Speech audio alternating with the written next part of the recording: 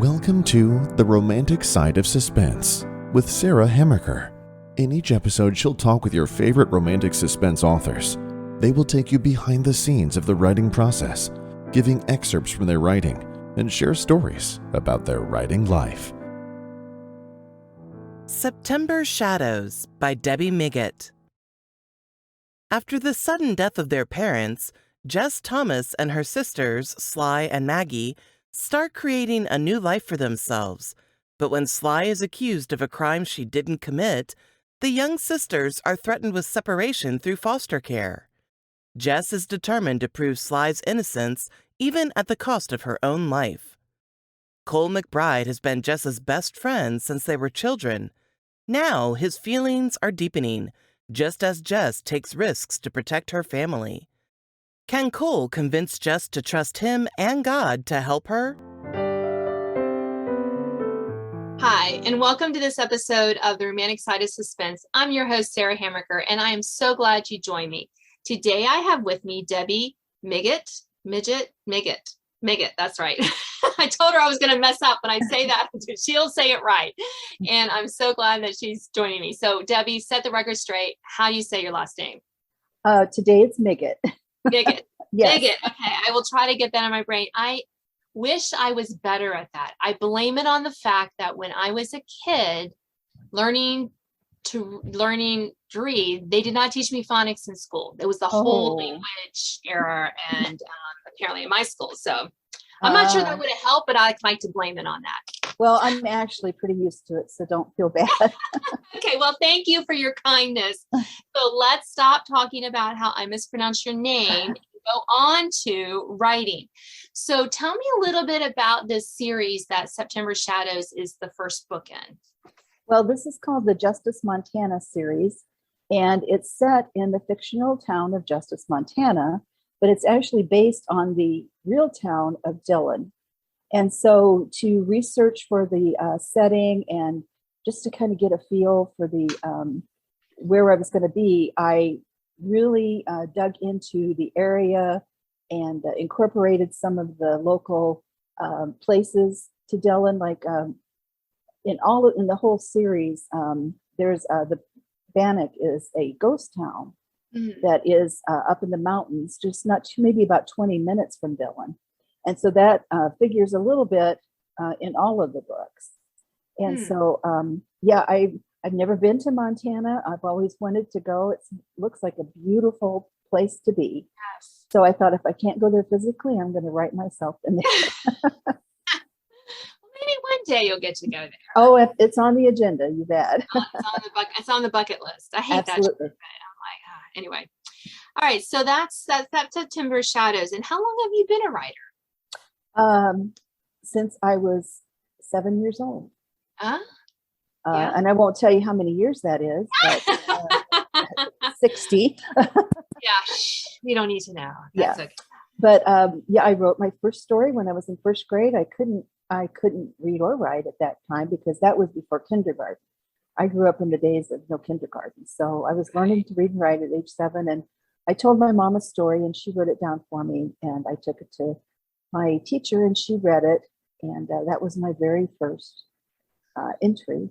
And I continued to write all through grade school. I entered contests. I wrote plays for my classmates to perform. And I won my first writing contest when I was in 7th grade. And so I've always just known that was who I am. That's what I was called to be. Yeah. And when did you get into romantic suspense in particular? Actually, September Shadows is my first. Okay. Mostly what I've written up until about 15 years ago, I wrote my first book, which is a true story. It's the story of our 3 adoptions. And I'll just a teaser, my husband and I were infertile for 10 years. And we were just months away from adopting. And God told me one day, cancel the adoption, baby's not coming through them. And 10 years of waiting. But I knew that I knew when I heard God's voice, and I obeyed him. And we have 3 beautiful, amazing children through adoption. And we weren't on a waiting list for any one of them. And so that's our first book, Child of Promise. And I guess you could call that romantic suspense, because I do detail a little about how I met my husband, and it's very suspenseful, at least to me. Okay. But I have always wanted to write this book. These characters, the setting, everything has been in my mind, for years. And I started just kind of playing with it. I'm a pantser. And although I'm kind of swinging over into a plotter these days, but I just started writing out what was happening. The series is about three young girls, young women actually, and it's told in the first person through the eyes of Jess Thomas, who at the beginning of the series is 16. Her older sister Sly is 23, and their younger sister Maggie is 11. And the girls have just in the last year lost their parents. And so Sly left college, came home, and the three girls are living there in their family home and trying to, go forward with their lives. But something happens that kind of puts a wrench in the works, and Sly is accused of a crime that she didn't commit, which definitely puts the girls in jeopardy of possibly being split up and having to go to foster care. So Jess is kind of loosely based on my literary hero when I was a girl growing up, which is Trixie Belden. I don't know if that rings a bell. Trixie. Yes, I did too. And so she's kind of adventurous, and she sometimes takes some risks that make her family and friends a little nervous. But she doesn't set out to be a detective, but she pretty much ends up being one. And so she, all through the book, she's trying to unravel some of the mysteries that come into their lives, and just have adventures. And a unique part about this series is that in my personal life, my mother and her sister married my dad and her brother and his brother. So two sisters married two brothers. Okay. So in my books, Jess and her sister Sly are in romantic relationships with Cole and Nick, who are also brothers. Oh, fun. So it is fun. And so I'm having a great time. And one thing that I've heard the feedback from my readers is they really like the characters, and they love the town and just the people. It's I didn't really set out to write something that was incorporating the whole town, but you start building people that you like and you want to bring them back. So, that's true. So that's kind of what the whole series is about. Oh, very neat. Very neat. So, and we were talking a little bit before we started recording about, being a writer and encouraging writers. And you said that that's something that you like to do, is encourage writers. So how do you do that? That's a good question. I think I just share some of the stories, the way that, God has kind of nudged me along the way. And one specific one, and this is actually in the book, Child of Promise, before any of our children came along, I remember I went to my husband and I said, I was working full time, and it was burning in me. And as a writer, I'm sure you can relate to that. It's like the story is burning in you and you've got to get it out. And I was like, I think I need to be a writer. And my husband, in true Phil-like fashion, said, "You mean as opposed to being employed?" And I said, "Well, I suppose so." So he made a bargain with me. He said, "If God really is calling you to be a writer, then you have 6 months to make $600."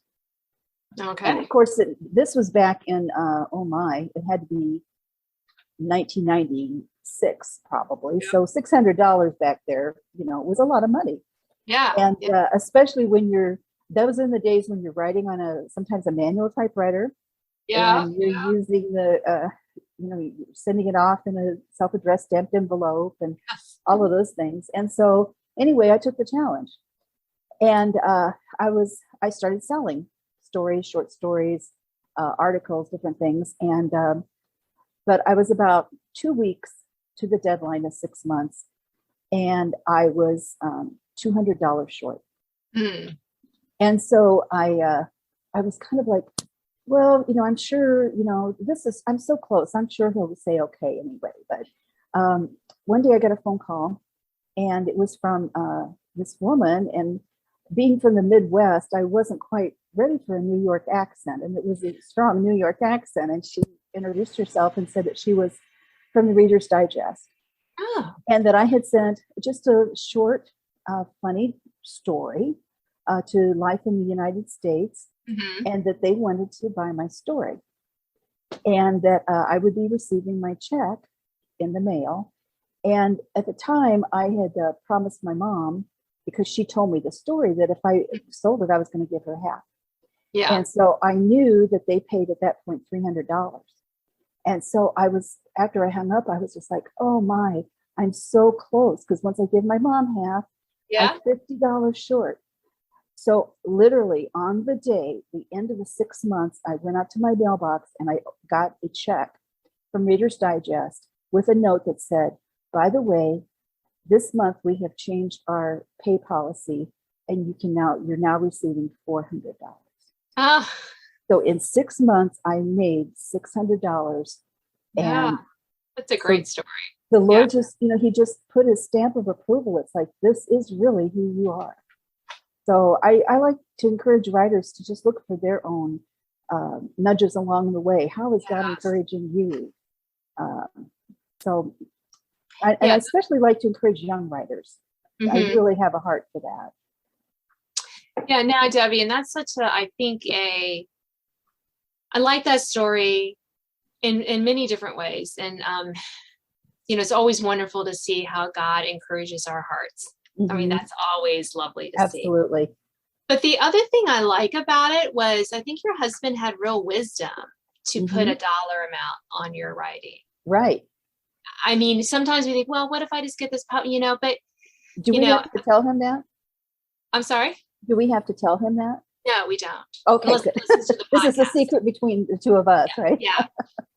Listeners, don't tell her husband. That's right. No, but really that you could have done it yourself. You could have said, if I don't make this much money, then and I think that, when you're in a position where you need to make some income to contribute to the family, and B, you want to be a wise steward of your time. Right. I think it is wise to put some sort of, parameter, because otherwise, how are you going to know whether you reach your goals? So many times you say, well, I'm just going to be a writer. Well, what are your goals? Well, I don't really have any goals. Well, what are your goals? When do you hope to achieve these goals? How are you going to measure the success? And I think it's just so important for writing, and well, really just for life, but especially for writing, because we can get so discouraged and we don't. But if we see that, oh, well, I'm going to send out 3 query letters this month to agents, or I'm going to do, and those are like tangible goals we can make, and that we can kind of working toward our craft. Right. And I think that's what I loved about your story, is that you just didn't sit there and go, well, I hope a check comes in the mail. Well, I do that a lot anyway, but we all love checks that come in the mail. Right. But you were out there submitting your things and finding out how to submit them, where to submit them, what to do, what stories to write. You were working hard at it. Right. That you had a measurable way to do it. I love that. I think that's just fantastic. So are you still writing like those little bits and pieces, or are you mostly working on books these days? Mostly I'm working on books. I've got the next installment of the Justice series is called November Night. And it was actually, I had hoped to have that one ready for my publisher near the end of this year, but we're in the process of moving and becoming empty nesters. So that has kind of consumed your life. Yes, over everything. But the funny thing is, I think all writers struggle with this. The minute you start writing something, you're like, oh, I want to write that. And it's so easy to go squirrel, go off and chasing, something else. But it's also nice when you have a contract that you signed. Yeah. And it's like, you are responsible to meet this contract. So, and plus I love my characters. I'm actually missing them very much while I'm on my hiatus here. So Yes. to get back. Yeah. No, I wrote a blog post once about loving the work in progress that you're in, the whip you're in, because Yeah.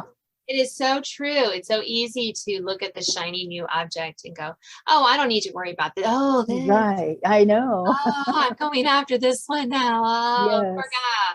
Yeah, it's hard to finish. It's hard to press through and things Yeah. get There's can get something to be said tough. for discipline, for Yeah. self-discipline. Even as creatives, we have to have some self-discipline. We do. We definitely do. Not fun, but Yes, yeah. So when you're not moving house before yes. you were moving house, when did you fit writing into your schedule? Well, I actually, when I signed the contract, and oh, that's another whole podcast when I tell you how I signed that contract. That was definitely a God thing. Yes. But when I signed my contract for the series in 2019, I was working, not quite full time, but almost full time, and in a Christian ministry. But when I signed that, my husband and I sat down. It was like, this has been the goal. And if I'm going to do this, I've got to do it now. So Right. I did retire, and all of a sudden I had all of this time. Yeah. And of course, I still, even at 67, my younger kids are only 21 and 22. Okay. So, I still had at that time teenagers in the house, and not just my own, but other people's. Right. So it was kind of like Grand Central Station. And so when we move, it's going to be a great change for me, because everybody's going to be gone and I'm going to be all quiet. And then I have to really get down to it. Yeah. Well, we'll have to check in with you. Yes. Later to see how that's working out for you. Absolutely. Well, we are out of time today, Debbie. Is there anything else our listeners need to know about September Shadows before we say goodbye?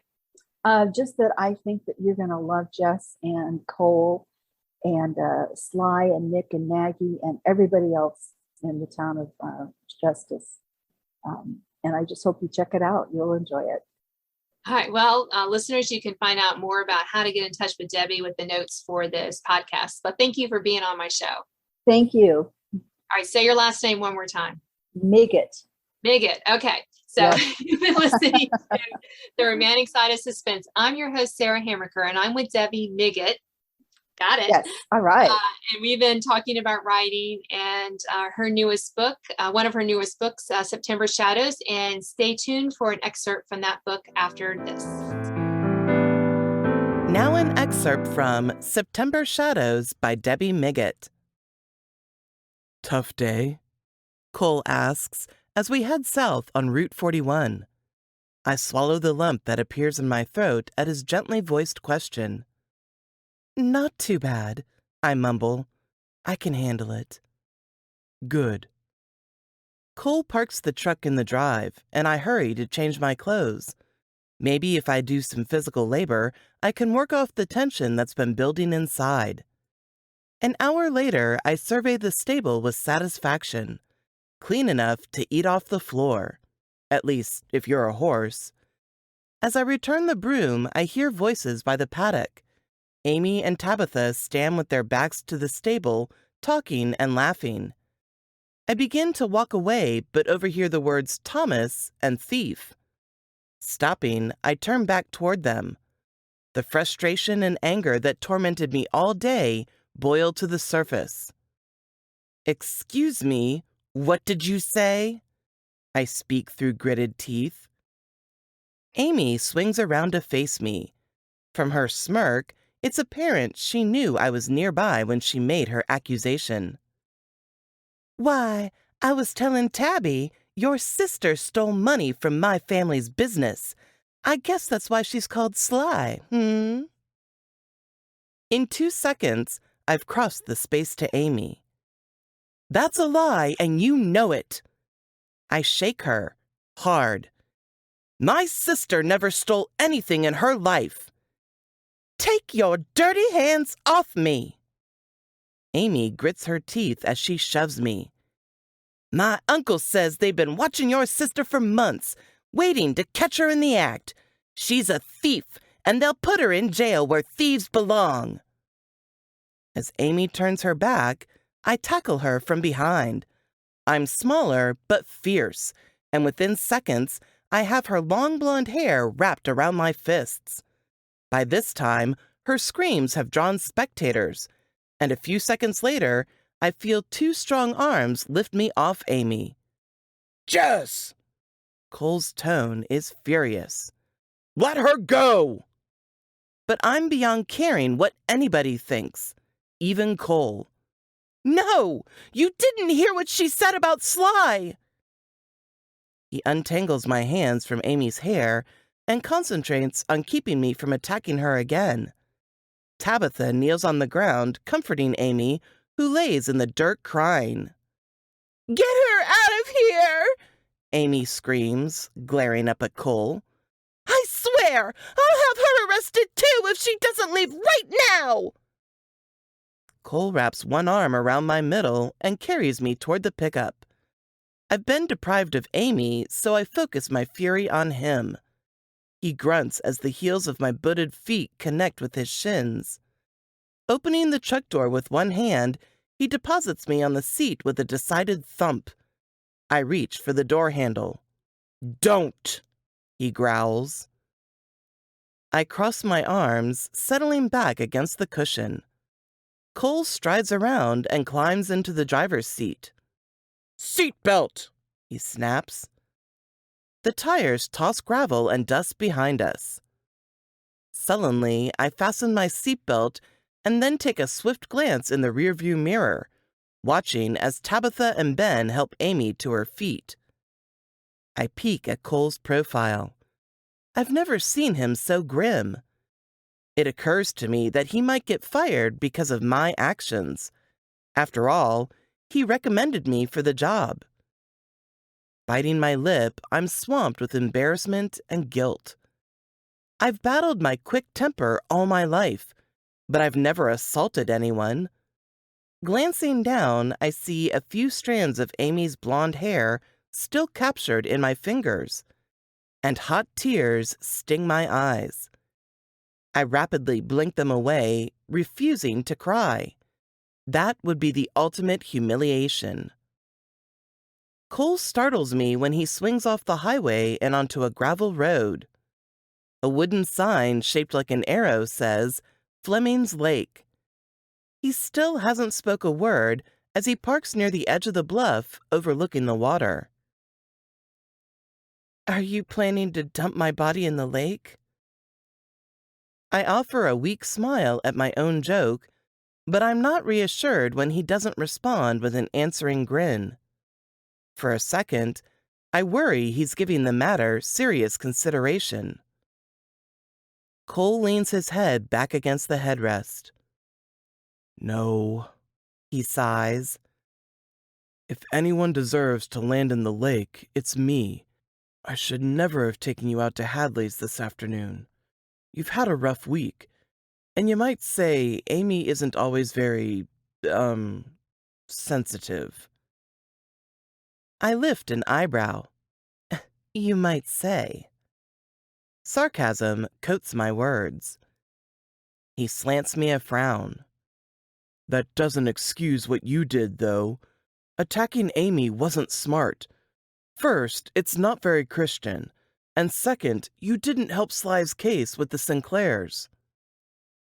I start to protest that I don't feel very Christian today, but his last comment catches my attention.